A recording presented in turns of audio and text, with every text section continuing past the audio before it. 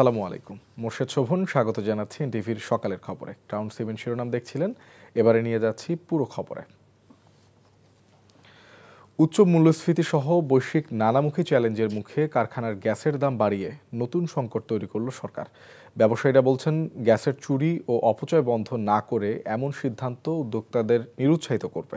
জ্বালানিতে আমদানি বাজার তৈরিতে সরকারের এমন কৌশল বলে মত বিশেষজ্ঞদের। বলছেন, এমন সিদ্ধান্ত বিগত সরকারের মতোই স্বার্থান্বেষী মহলের সুযোগ তৈরিতে সহায়ক হবে। মিসবাহ হাসানের রিপোর্ট। দেশের খনি থেকে উত্তোলনে জোর কম দিয়ে বিদেশ থেকে গ্যাস আমদানিতে নজর দেয় স্বৈরাচার আওয়ামী লীগ সরকার। কারখানাগুলোতে নিরবিচ্ছিন্ন জ্বালানি নিশ্চিত না করে জ্বালানি খাতে ব্যবসায়ীদের সুবিধা দিতে 2018 সালে জাহাজে করে তরলকৃত প্রাকৃতিক গ্যাস এলএনজি আমদানি শুরু করে। ফলে উৎপাদন খরচ যেমন বেড়ে যায়, তেমনি কমতে থাকে বেসরকারি বিনিয়োগ। অর্থ মন্ত্রণালয়ের তথ্য বলছে, চলতি অর্থবছরের প্রথম 6 মাসে মাত্র 21 কোটি 30 লাখ মার্কিন ডলার বিদেশি বিনিয়োগ এসেছে, যা গত অর্থবছরে একই সময়ে ছিল 74 কোটি 40 লাখ ডলার। এমন বাস্তবতায় নতুন সরকারের গ্যাসের দাম বৃদ্ধির সিদ্ধান্ত কতটা প্রভাব পড়বে দেশের অর্থনীতিতে? গত সময়ে অনেক কস্ট ম্যানুফ্যাকচারিং এমনিই বেড়ে গেছে, এখন আবার যোগ হতে থাকছে। তো আমাদের যেটা হয় কি, আমাদের ব্যবসাটা বিশেষ করে আমরা তো আসলে ইন্টারন্যাশনাল কম্পিটিশন করি। আমার তো অন্য দেশগুলোর সাথে বায়ারের যে কস্টিংটা দামটা, সেটা কিন্তু সে তখন দেখে না যে আমার গ্যাসের দাম কি আর অন্য গ্যাসের দাম কি। সে কিন্তু ভাই তার টার্গেট প্রাইসের উপরেই সে কিন্তু বিচার করে। তো আমার এখানে যখন বাড়ছে, তাহলে আমার সক্ষমতাটা কিন্তু অন্য দেশের সাথে কমে যাচ্ছে। এই যে জ্বালানি খাতের মূল্য নির্ধারণে এরকম পার্থক্য বৈষম্য সৃষ্টি করে শিল্প খাতকে তো লেভেল প্লেইং ফিল্ড হতে দেওয়া হলো না। এভাবে শিল্প দাঁড়ায় না, এটা শিল্প ধ্বংসের অস্ত্র। ব্যবসায়ীরা মনে করেন, ব্যবসায় নীতির ক্ষেত্রে ধারাবাহিকতা না থাকায় দেশে বিনিয়োগ ক্ষেত্রে যেমন প্রতিবন্ধকতা তৈরি করবে, তেমনি উদ্যোক্তাদের নিরুৎসাহিত করবে এই সিদ্ধান্ত। মেন যে খরচটা বা যেটা বিলটা, সেটার বাইরে কিন্তু আরও অনেক রকম এক্সট্রা খরচ আছে, অপচয় আছে, অনিয়ম আছে। খরচের সাথে সাথে এই জায়গাটাও আসলে একটা বড় রকম সরকারকে ভূমিকা নিতে হবে, যাতে করে অনিয়মগুলা না থাকে। এই বিশেষজ্ঞ বলছেন, বৈষম্যমূলক এই দামের কারণে নতুন বিনিয়োগকারীদের অসম প্রতিযোগিতার দিকে ঠেলে দিচ্ছে সরকার। এই বাজারটা আমদানি বাজারে পরিণত করার কৌশল হিসেবে সরকারের কৌশলের মধ্যে ঢুকিয়ে দেওয়া হয়েছে এবং স্বার্থান্বেষী মহল এই কাজটা করছে। এবং আগের সরকার তাদেরই সরকার ছিল, এই সরকার তাদেরই খপ্পরে আছে। জ্বালানি রপ্তানিকারক দেশ হিসেবে প্রতিষ্ঠিত করার যে একটা উদ্যোগ ছিল, সেটা রাতারাতি উল্টে জ্বালানি আমদানিকারক দেশ হিসেবে প্রতিষ্ঠিত করা হয়েছে। দেশের শিল্প খাত বাঁচাতে এই সিদ্ধান্ত পুনর্বিবেচনার দাবি খাত সংশ্লিষ্টদের। Misbah Hasan, NTV news, Dhaka. আজ প্রধান উপদেষ্টা অধ্যাপক ডক্টর মোহাম্মদ ইউনূসের সাথে বৈঠকে বসবে বিএনপি। গুরুত্বপূর্ণ এই বৈঠকে জাতীয় নির্বাচনের সুনির্দিষ্ট রোডম্যাপ চাওয়া হবে। দলটি মনে করছে, ভোট নিয়ে বিভ্রান্তি তৈরি হয়েছে। এ বিষয়ে সরকারের মনোভাব কি, তাও হতে পারে এ বিষয়ে এই বৈঠকে স্পষ্ট। প্রধান উপদেষ্টার বাসভবন রাষ্ট্রীয় অতিথি ভবন যমুনায় বুধবার দুপুর 12টার দিকে বিএনপিকে ডাকা হয়েছে। ইমরুল আহসানের রিপোর্ট। এবছর ডিসেম্বর থেকে আগামী বছরের জুনের মধ্যে নির্বাচন হবে। চলতি বছরের ডিসেম্বর থেকে আগামী বছরের জুনের মধ্যে হবে জাতীয় সংসদ নির্বাচন। এখন পর্যন্ত নির্বাচন নিয়ে প্রধান উপদেষ্টা ও তার দপ্তর থেকে একথাই বলা হচ্ছে। তবে এতে আশ্বস্ত হচ্ছে না বিএনপি। অবিশ্বাস ও বিভ্রান্তি দূর করতে তাই প্রধান উপদেষ্টার সাথে বসছে তারা। দলটির দাবি, ডিসেম্বরের মধ্যে জাতীয় নির্বাচন চাই, সুনির্দিষ্ট রোডম্যাপ। উনি আগে আমাদেরকে যে আশ্বস্ত করেছিলেন, প্রতিশ্রুতি দিয়েছিলেন যে ডিসেম্বরের মধ্যে উনি জাতীয় সংসদ নির্বাচন অনুষ্ঠানের জন্য সরকারের সমস্ত কর্মকাণ্ড পরিচালনা করছেন, এবং আমরা তারপরে আশ্বস্ত হয়েছিলাম যে সরকারের তরফ থেকে উনি যথাযথ প্রক্রিয়ায় সেটা নির্বাচন কমিশনকে জানাবেন, আর জাতির সামনে তিনি যে প্রক্রিয়ায় উপস্থাপন করার দরকার, সেটা জাতির উদ্দেশ্যে ভাষণে হোক, প্রেস ব্রিফিংয়ের মাধ্যমে হোক, সেটা তিনি পার্সোনালি বলবেন, প্রেস সেক্রেটারিকে দিয়ে নয়। দীর্ঘদিন পার হলেও তিনি সেই প্রক্রিয়ায় গেলেন না। দীর্ঘ 18 মাস সময়, এই ডিসেম্বর পর্যন্ত, এই সময়ের ভিতরে জাতীয় সংসদ নির্বাচন অনুষ্ঠান করা, সেটা কোনোভাবেই কম সময় নয়। অন্তর্বর্তী সরকারকে 5 বছর দেখতে চায় জনগণ। সামাজিক যোগাযোগ মাধ্যমের এমন প্রচারণা এবং কোনো উপদেষ্টার বক্তব্যের নির্বাচন নিয়ে সন্দেহ তৈরি হয়েছে বলে মনে করে বিএনপি। আমরা ইদানিং লক্ষ্য করছি বিভিন্ন পক্ষের বিভিন্ন রকমের বক্তব্যে নির্বাচন বিলম্বিত করার এবং আদৌ নির্বাচন না দেওয়ার বা 5 বছর বিনা নির্বাচনে ইন্টারিম গভর্নমেন্ট ক্ষমতায় থাকার বিভিন্ন রকমের ভাষ্য কৌশলে তারা উপস্থাপন করছেন। এই সরকার কি কোনো রকমের ইস্যু সৃষ্টি করে তালবাহানা করে নির্বাচন ছাড়া ক্ষমতা দীর্ঘায়িত করতে চায়, নাকি অন্য কোনো এখানে শক্তি কাজ করছে যাতে গণতন্ত্রের প্রক্রিয়াটা উত্তরণে অনেক বেশি বিলম্বিত হয় অথবা বাধাগ্রস্ত হয়? ভোটের কৌশল নির্ধারণ না নির্বাচনের দাবিতে কর্মসূচি। প্রধান উপদেষ্টার সাথে বৈঠকের উপরই নির্ভর করছে বিএনপির অবস্থান। Imrul Ahsan, NTV news, Dhaka. নির্বাচনের প্রস্তুতি চলমান জানিয়ে নির্বাচন কমিশন সচিবালয়ের সিনিয়র সচিব আখতার আহমেদ বলেছেন, ব্যালট পেপার ও নির্বাচন সরঞ্জামাদি নিয়ে বিজি প্রেসের সাথে বৈঠক হয়েছে। তিনি বলেন, বিজি প্রেসের সাথে নির্বাচনে ব্যবহৃত বিভিন্ন জিনিসপত্র, বিশেষ করে ব্যালট পেপার, ফর্ম ইত্যাদি নিয়ে আলোচনা হয়েছে। আর নির্বাচনে ব্যবহৃত পুরনো কাগজপত্র ধ্বংস ও যাচাই করার বিষয়েও আলোচনা হয়েছে। মূলত এসব কাজের জন্য বিজি প্রেসের পক্ষ থেকে 3 মাস সময় লাগবে বলে জানানো হয়েছে। সচিব বলেন, প্রবাসীদের ভোট ব্যবস্থাপনায় 3টা পদ্ধতি নিয়ে 3টি টিম কাজ করছে। তারা 20 এপ্রিল মতামত জমা দেবে।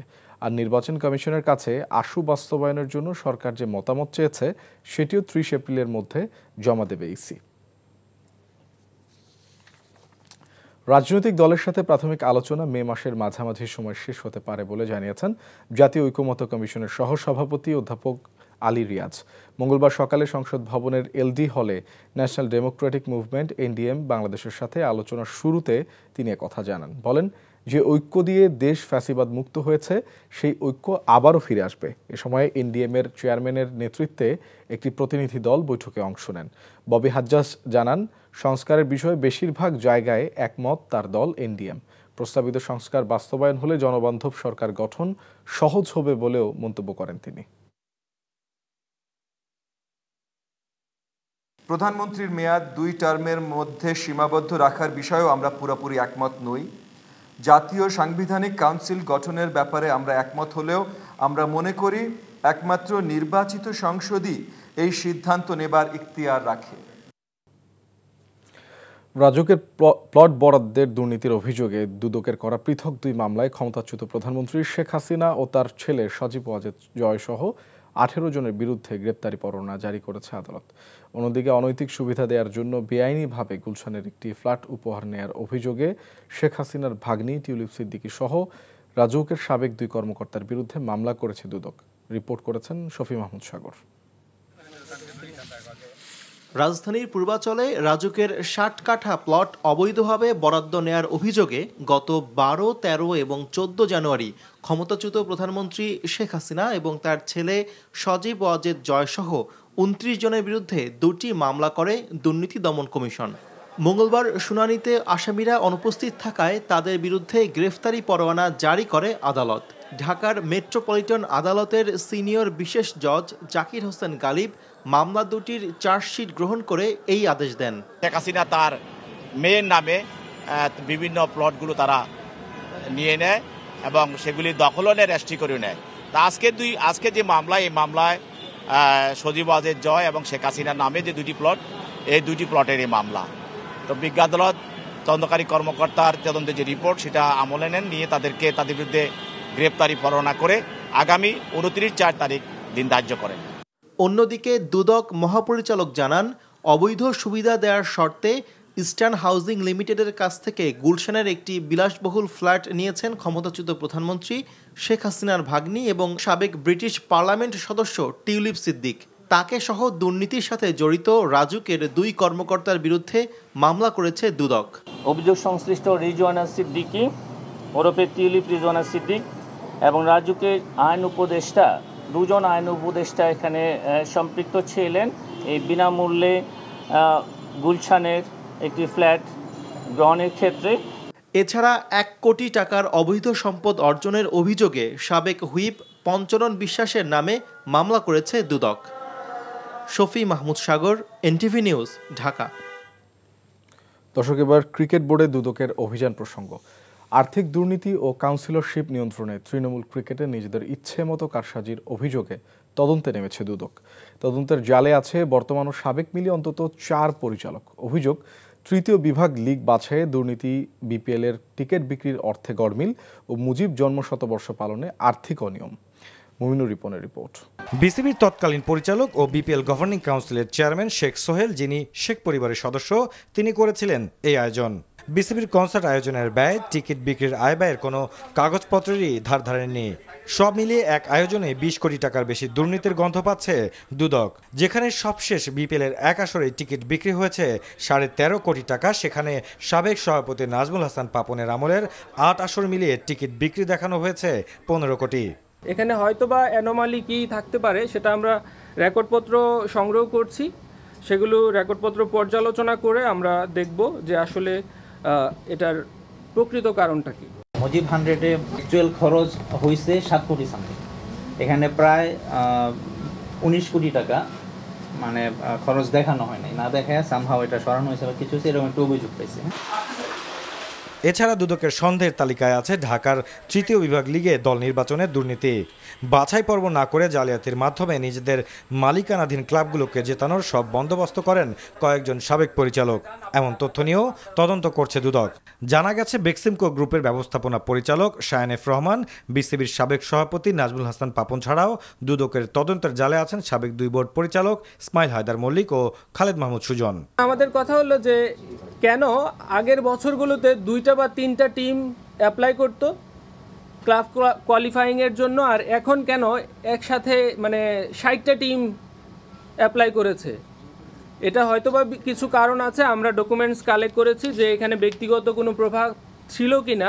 এই তদন্ত কাজে বোর্ড সব ধরনের সহযোগিতার প্রতিশ্রুতি দিয়েছে দুদককে।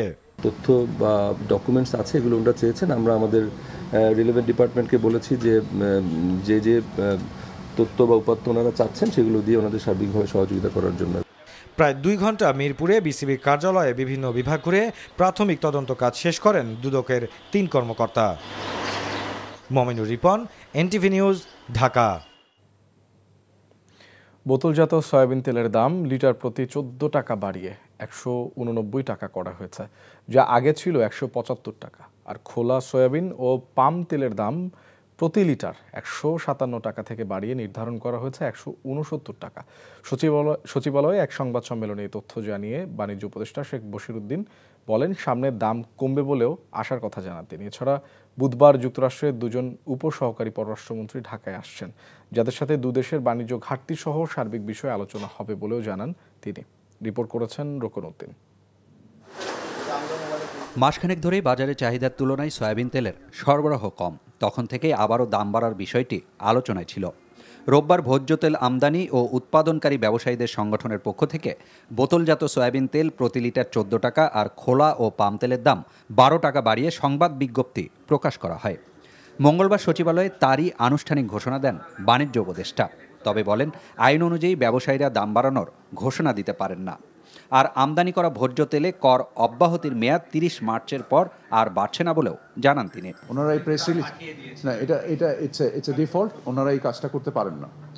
ওনারা ট্যারিফ কমিশনে অ্যাপ্লাই করবেন, এবং এটা যেহেতু মানে এসেনশিয়াল পণ্য হিসেবে নির্দিষ্টকৃত এবং সরকার এই মূল্য নির্দিষ্ট করেন, সো ওনাদের এই কাগজের কোনো বেয়ারিং নাই। আজকে যে মূল্যটা নির্ধারিত হলো, আমরা সামনে বাজার থেকে আমরা সরকার এখান থেকে প্রায় 550 কোটি টাকা রাজস্ব আহরণ সাহায্য করবে, এবং আমরা আশা করি যে সামনে ইনশাল্লাহ বাজারের দাম আবার আমরা কমাতে পারবো। এ সময় তার কাছে সাংবাদিকরা জানতে চান, বুধবার ঢাকা সফরে আসা যুক্তরাষ্ট্রের 2 জন উপসহকারী পররাষ্ট্র মন্ত্রীর সাথে দেশটির প্রেসিডেন্ট ডোনাল্ড ট্রাম্পের ঘোষণা দেয়া শুল্ক বৃদ্ধি নিয়ে আলোচনা হবে কিনা। একমাত্র সেই বিষয়টাই ফোকাস পাবে। মূল্যস্ফীতি কিছুটা কমলেও দুর্ভাগ্যজনকভাবে চালের দাম অনেক দিন ধরেই বেশি বলে স্বীকার করেন বাণিজ্য উপদেষ্টা। আশা করি যে নতুন ধান উঠে আসলে বাজার আরও সহনীয় হয়ে যাবে। রোকন উদ্দিন, এনটিভি নিউজ, ঢাকা। জুলাই আন্দোলনে মামলা হওয়া রাঘব বোয়াল কাউকে ছাড় দেয়া হচ্ছে না, বরং জালে আনার জন্য অপেক্ষা করা হচ্ছে বলে জানিয়েছেন স্বরাষ্ট্র উপদেষ্টা। আর জনগণ 5 বছর এই সরকারকে ক্ষমতায় দেখতে চায়, এই বক্তব্য তার নিজের নয়। মন্তব্য করে তিনি বলেন, প্রধান উপদেষ্টা আগামী ডিসেম্বর থেকে জুনের মধ্যে নির্বাচনের ঘোষণা দেবার পর আর কিছু বলার থাকে না। মঙ্গলবার সকালে সচিবালয় প্রেস ব্রিফিংয়ে এসব বলেন তিনি। আর মডেল মেঘনা আলমকে আটক বেআইনি কিছু হয়নি বলে জানিয়েছেন প্রধান উপদেষ্টার বিশেষ সহকারী খোদা বক্স চৌধুরী। রকুনউদ্দিনের আরেকটি রিপোর্ট।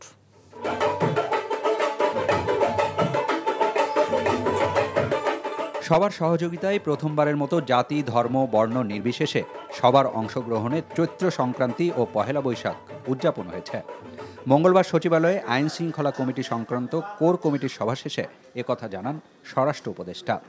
এজন্য আইন শৃঙ্খলা রক্ষাকারী বাহিনী, গণমাধ্যম কর্মী ও সাধারণ মানুষজনকে ধন্যবাদ জানান তিনি। এ সময় তার কাছে সাংবাদিকরা জানতে চান তার সাম্প্রতিক বক্তব্য নিয়ে আর জুলাই আন্দোলনে মামলা হওয়া রাঘব বোয়ালদের বিরুদ্ধে অভিযানে ছাড় দেয়া হচ্ছে কিনা। আমরা কিন্তু রাঘব বোয়াল কারে ছাড় দিচ্ছি না, কিন্তু এখন রাঘব বোয়ালটা তো আমার জালে আসতে হবে।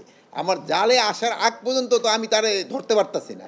আমার জালে যেটাই আসতেছে আমরা কিন্তু ওইটারই ধরতেছি।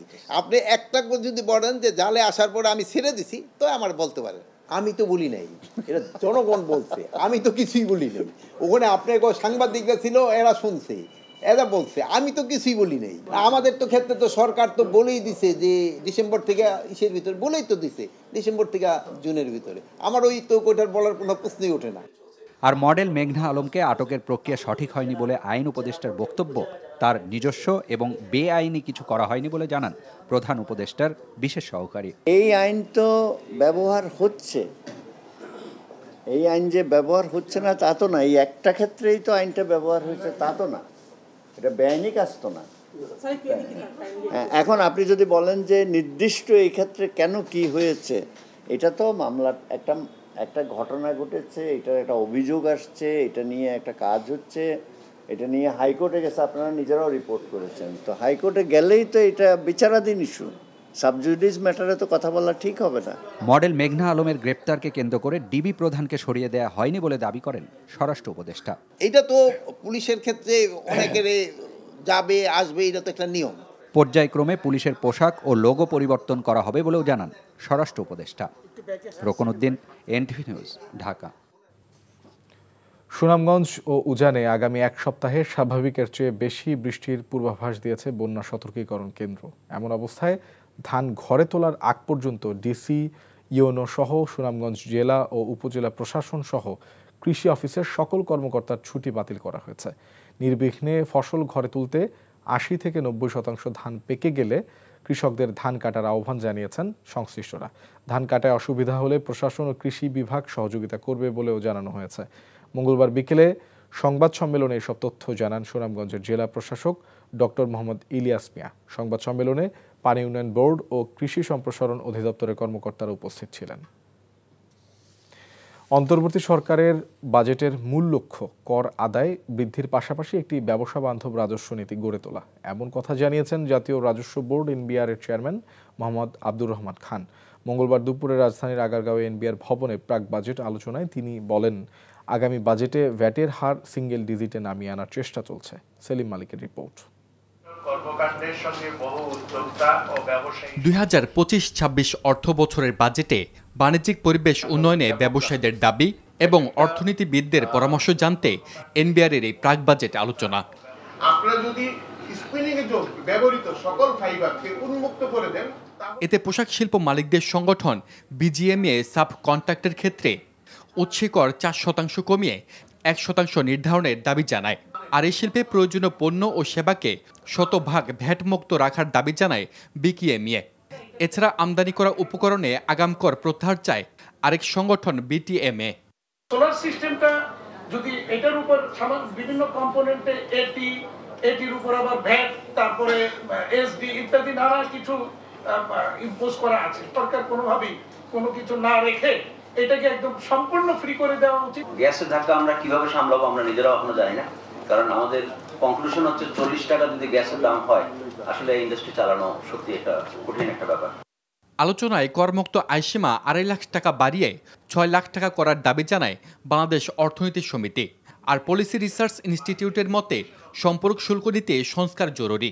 বিশ্ববিদ্যালয়গুলোর উপর ভ্যাট আরোপিত থাকলে সুকৌশলে সেই ভ্যাট শিক্ষার্থীদের কাছ থেকে আদায় করা হবে। প্রোটেকশন নীতিটা আপনাদের করা উচিত পারফরম্যান্স বেস এবং টাইম বাউন্ড না হলে মানে অ্যাড ইনফিনিটিভ প্রোটেকশন এটা কোনো লজিকে জাস্টিফাই করবে না। আলোচনা শেষে এনবিআর চেয়ারম্যান জানান, আগামী বাজেটে এমন নীতি নেওয়া হবে যেখানে ব্যবসার পরিবেশ উন্নত হবে, সঙ্গে বাড়বে কর আদায়। ব্যবসায়ীদের তাদের যে বিজনেস করার পরিবেশ সেটাকে যতটা সম্ভব সহজ করে দেওয়া, তাদের পথে যত বাধা আছে এগুলো দূর করে দেওয়া, আমরা সেই লক্ষ্যেই কাজ করব। সেলিম মালিক, এনটিভি নিউজ, ঢাকা। এই ছিল সকালের খবর। এই খবরের ভিডিও সহ আপডেট জানতে ভিজিট করুন এনটিভি অনলাইন www.ntvbd.com। এছাড়াও এনটিভির জনপ্রিয় সব অনুষ্ঠান ও খবরের আপডেট জানতে ভিজিট করুন আমাদের ইউটিউব ও ভেরিফাইড ফেসবুক পেজ। ধন্যবাদ সবাইকে।